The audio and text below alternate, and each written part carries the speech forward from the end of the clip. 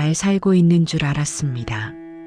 이 말에 속아 나를 잃기 전까지는 잘 살고 있다고 생각했습니다. 아니, 정확히는 잘 살고 있어야 한다고 스스로를 설득해 왔습니다. 이 말이 가슴에 와닿으시는 분들, 아마 이 영상을 끝까지 보시게 될 겁니다. 우리 세대는 참 열심히 살았습니다. 새벽에 일어나 출근하고 밤늦게 돌아와 아이들 이불을 덮어주고 주말에도 쉬지 않고 명절이면 일가 친척 다 챙기고 그러면서도 단 한 번도 나는 지금 행복한가? 라고 스스로에게 묻지 않았습니다. 아니, 묻지 못했다는 표현이 더 맞겠지요. 왜냐하면 그 질문 자체가 어딘가 사치스럽고 이기적으로 느껴지는 시대를 살아왔으니까요. 우리는 믿었습니다. 자식만 다 키우면, 퇴직만 하면, 빚만 다 갚으면 그때 가서 나를 위해 살 수 있을 거라고. 그 나중을 위해 지금의 나를 끊임없이 저당 잡혔습니다. 그런데 말입니다. 막상 그 나중이 왔을 때 우리는 무엇을 발견했나요? 자식은 다 컸는데 이제 뭘 해야 할지 모르겠고, 퇴직을 했는데 하루가 이렇게 길 줄 몰랐고, 빚은 갚았는데 정작 나를 위해 쓰는 법을 잊어버렸습니다. 그 나중이 왔을 때 우리 안에는 아무것도 남아있지 않았던 겁니다. 오늘 이 이야기를 하려고 합니다. 우리가 평생 붙들고 살았던 그 말들이 사실은 얼마나 우리를 조용히, 천천히 무너뜨려 왔는지를요. 참는 사람이 이기는 거다. 이 말 들어보셨죠? 어릴 때부터 들었습니다. 부모님한테도 듣고, 선생님한테도 듣고, 직장 상사한테도 듣고, 심지어 내 자신에게도 수없이 되뇌었습니다. 참는 사람이 이긴다. 그런데 이겼나요? 우리가 참고 또 참은 그 긴 세월 끝에 우리가 손에 쥔 것은 무엇인가요? 억울함을 꾹꾹 눌러 담은 위장병이고, 말하지 못한 서러움이 쌓인 우울감이고, 아무것도 아닌 일에도 눈물이 터지는 무너진 감정의 방어선입니다. 참는다는 건 처음에는 의지처럼 보입니다. 강인한 사람의 덕목처럼 느껴지죠. 하지만 오랜 시간이 지나고 나면 참는다는 것은 의지가 아니라 마비였다는 걸 알게 됩니다. 내 감정이 무뎌진 게 강해진 것처럼 느껴졌을 뿐, 실제로는 아프다는 것조차 느끼지 못하는 감정적 무감각이 찾아온 겁니다. 어느 순간 남편이 조금만 언성을 높여도 화가 나는 건지 슬픈 건지 모르겠다는 분들, 아이가 상처 주는 말을 해도 그냥 멍하게 있는 자신을 발견한 분들, 그게 바로 참기가 너무 오래 계속되었을 때 우리 몸과 마음이 내리는 결론입니다. 더 이상 느끼지 않기로 한 겁니다. 스스로요. 이것은 결코 이긴 것이 아닙니다. 참는 사람이 이긴다는 말은 애초에 참지 말아야 할 것을 참게 만드는 가장 교묘한 위로였습니다. 당신의 억울함은 사치가 아닙니다. 당신의 분노는 치워야 할 쓰레기가 아닙니다. 당신의 슬픔은 그냥 슬픔입니다.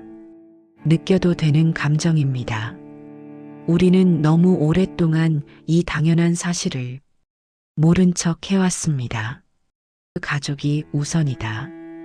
이 말도 그렇습니다. 가족이 우선이다. 이 말 자체는 틀리지 않습니다. 가족은 소중하니까요.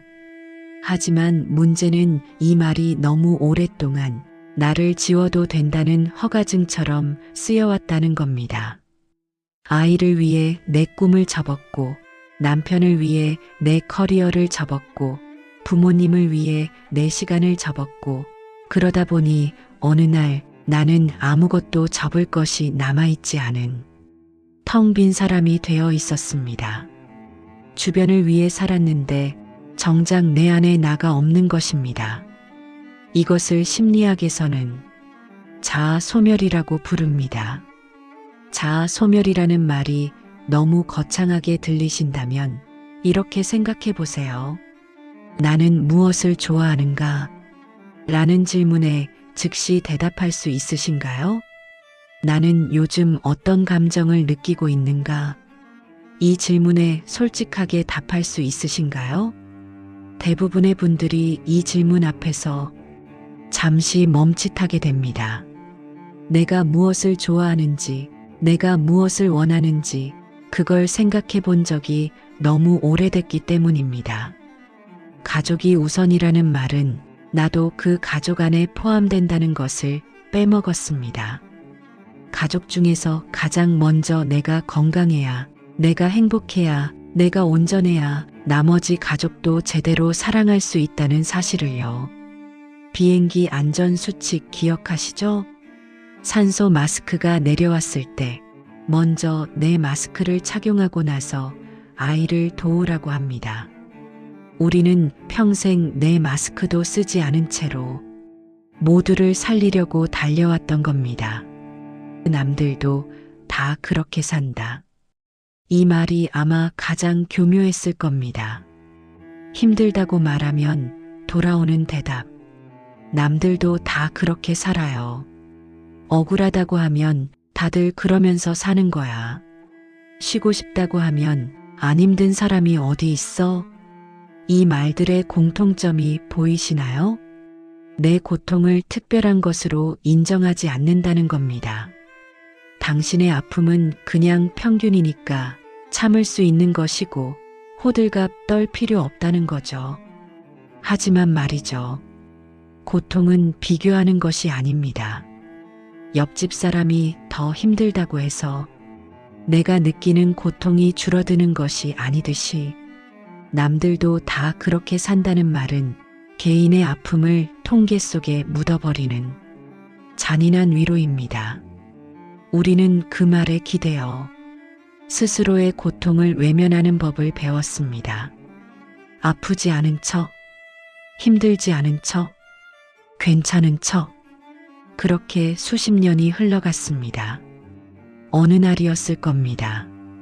갑자기 어느 날, 특별한 사건이 있었던 것도 아닌데 아무 이유 없이 거울 속 내 모습이 낯설게 느껴지던 그 순간, 저 사람이 나인가? 눈가의 주름이 낯선 게 아니었습니다. 흰 머리카락이 낯선 것도 아니었어요. 표정이 낯설었습니다. 언제부터 내 표정이 저렇게 됐을까? 저 눈빛은 무슨 감정을 담고 있는 걸까? 나는 지금 어떤 사람인가?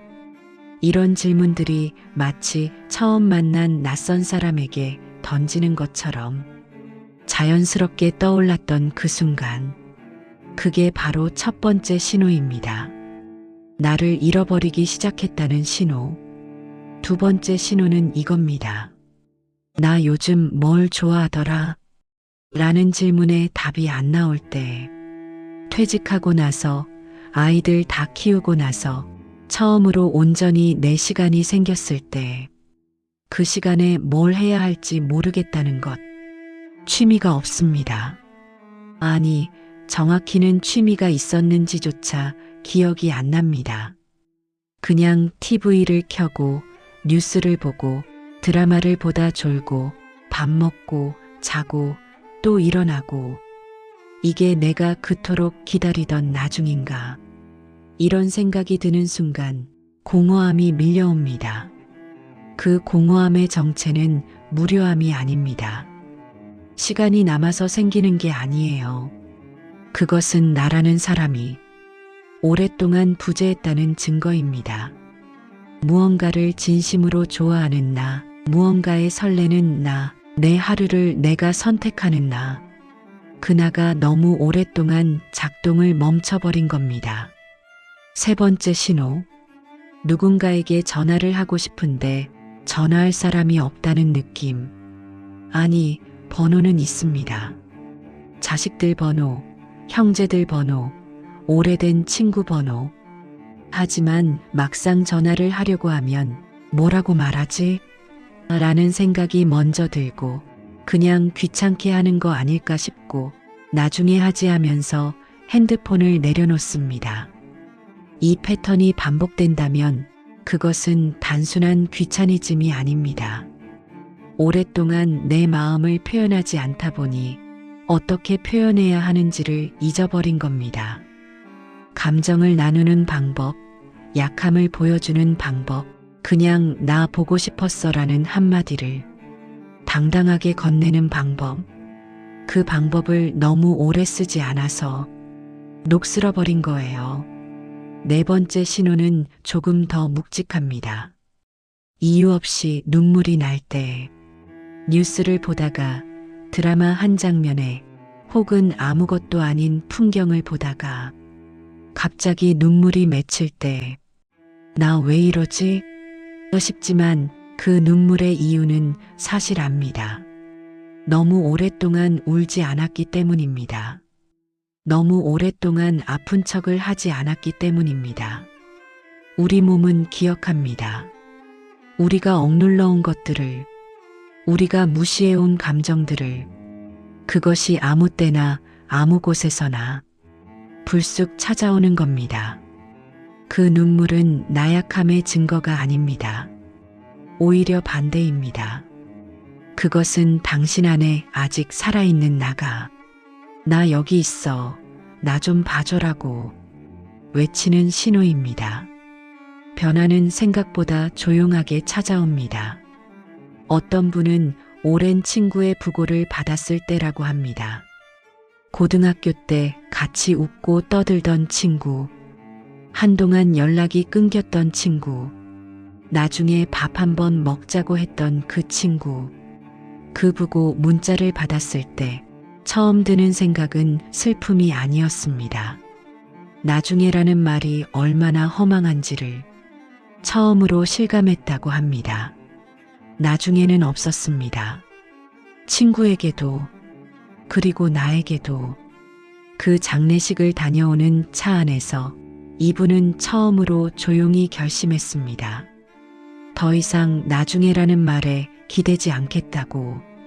또 어떤 분은 이런 이야기를 해주셨습니다. 마트에서 장을 보다가 스피커에서 흘러나오는 음악을 들었을 때 그게 70년대 팝송이었는데 젊은 시절에 정말 좋아했던 곡이었다고 합니다. 근데 그 음악을 들으면서 문득 깨달았대요. 나 이 노래 좋아했었는데 언제부터 음악을 좋아하는 사람이 아닌 게 됐지? 가만히 생각해보니 음악만이 아니었습니다.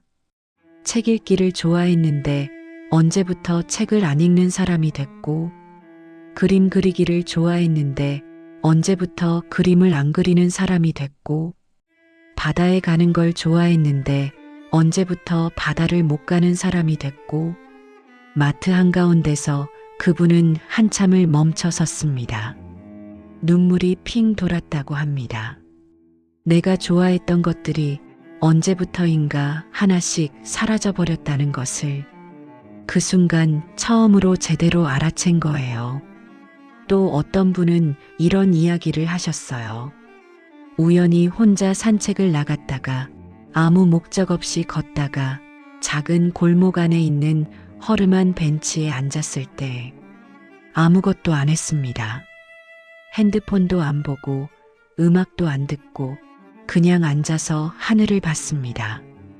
그런데 그 10분이 너무 오랜만에 느껴보는 평화였다고 합니다.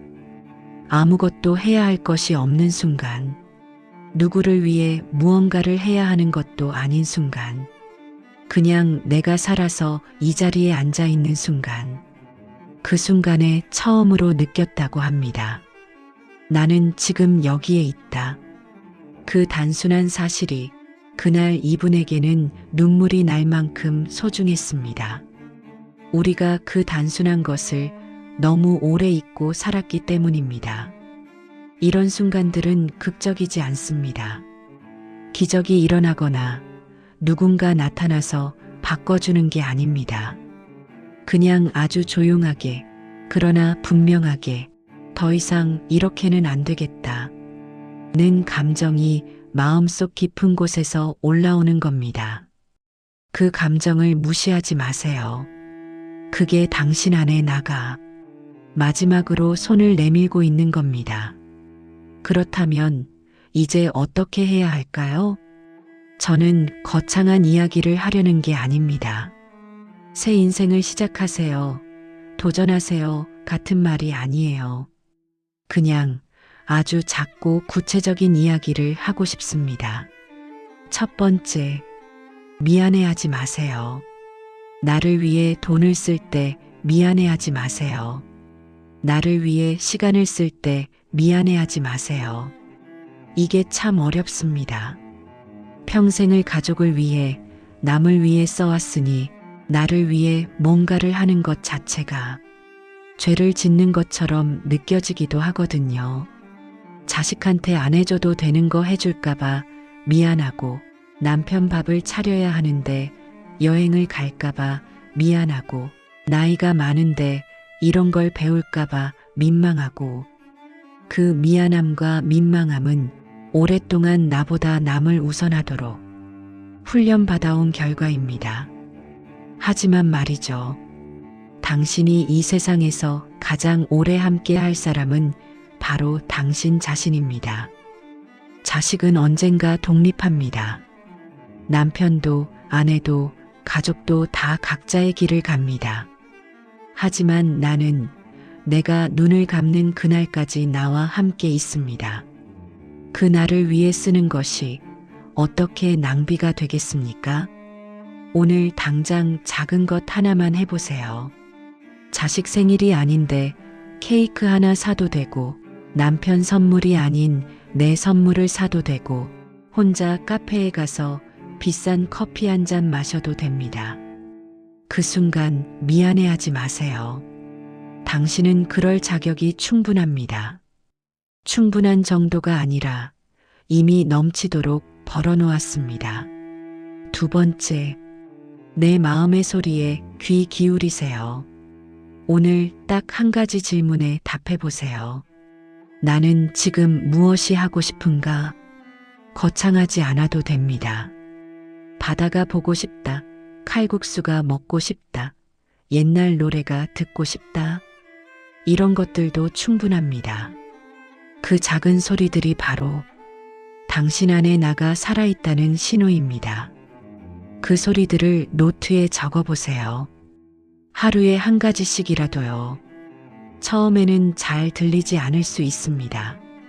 너무 오랫동안 그 소리를 무시해왔으니까요. 하지만 조금씩 귀를 기울이다 보면 그 소리는 점점 커집니다. 그리고 어느 날 자신도 모르게 그 소리를 따라 움직이고 있는 자신을 발견하게 됩니다. 세 번째, 비교를 멈추세요. 다른 사람을 의식하지 않고 자기 속도로 천천히 걸음. 이 나이에 무슨 남들은 안 그러는데 애들한테 부끄럽게. 이 말들이 떠오를 때마다 한 번만 멈춰보세요. 그리고 이렇게 물어보세요. 이건 내 생각인가 아니면 남들이 만들어준 기준인가? 우리는 너무 오랫동안 타인의 시선으로 나를 평가해 왔습니다.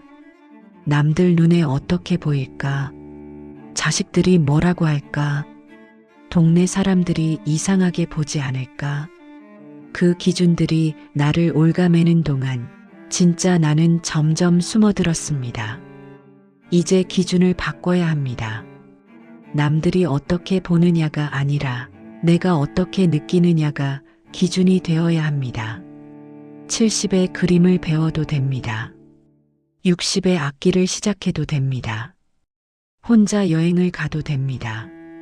잘하느냐 못하느냐가 문제가 아닙니다. 하느냐 안 하느냐가 문제입니다. 네 번째, 관계를 정리하세요. 솔직한 말씀 드릴게요. 나이가 들수록 에너지는 줄어듭니다. 그 에너지를 어디에 쓰느냐가 남은 삶의 질을 결정합니다. 나를 만나고 나면 피곤해지는 사람이 있습니다. 나를 만나고 나면 작아지는 느낌을 주는 사람이 있습니다. 이유 없이 나를 불편하게 만드는 관계가 있습니다. 그 관계를 억지로 유지할 필요가 없습니다. 오래됐으니까, 가족이니까, 예의 없어 보이니까라는 이유로 소모적인 관계를 끌어안고 가지 않아도 됩니다. 반대로 이런 사람을 가까이 두세요. 만나고 나면 왠지 기운이 나는 사람. 같이 있으면 말이 많이 필요 없는 사람. 내가 별것 아닌 이야기를 해도 진심으로 들어주는 사람. 그런 관계 하나가 수십 개의 형식적인 관계보다 훨씬 소중합니다. 5번째, 완성을 바라지 마세요. 마지막으로 드리고 싶은 말씀은 이겁니다. 나를 되찾는 여정에 완성 같은 건 없습니다. 어떤 날은 오늘은 정말 나답게 살았다는 느낌이 들다가 또 어떤 날은 또 남 눈치를 봤네, 또 참았네 하는 날이 옵니다. 그게 당연합니다. 수십 년간 쌓인 습관은 하루아침에 바뀌지 않습니다. 중요한 건 방향입니다. 어제보다 오늘 조금 더 나를 들여다봤다면, 어제보다 오늘 조금 더 내 마음을 따랐다면, 어제보다 오늘 조금 더 솔직한 표정을 지었다면, 그걸로 충분합니다. 나를 되찾는 건 마라톤이 아닙니다. 매 순간 작은 선택들이 모여 조금씩 나를 복원해가는 과정입니다. 잘 살고 있는 줄 알았는데 이제 진짜 잘 사는 법을 배우려고 합니다. 우리가 평생 배워온 건 어떻게 버티며 살아남는가였습니다. 이제 배울 건 어떻게 살아가는가입니다. 버티는 것과 살아가는 것은 다릅니다. 버티는 삶은 고개를 숙이고 앞만 봅니다. 살아가는 삶은 가끔 멈추고 하늘도 보고 나도 돌아봅니다. 우리가 지나온 세월이 헛된 것이 아닙니다. 그 세월들이 있었기에 지금의 우리가 있습니다. 하지만 이제는 그 세월 위에서 나를 위한 새로운 페이지를 써나갈 차례입니다. 아직 늦지 않았습니다. 그 페이지의 첫 문장을 오늘 한번 써보시겠습니까? 감사합니다. 참느라 수고했습니다. 이제 당신 차례입니다.